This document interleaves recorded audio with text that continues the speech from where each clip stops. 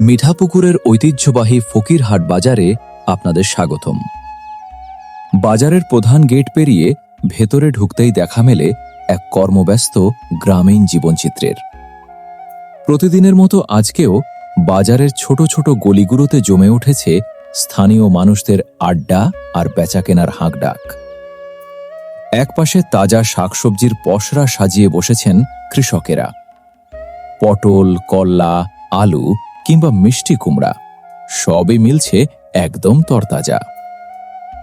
অনিলবাবুর পানের দোকান কিংবা প্রবীণ মানুষদের পানের বিড়া সাজানোর ধরন সবকিছুর মধ্যেই রয়েছে গ্রাম বাংলার এক চিরায়ত মায়া ও আতিথেয়তা।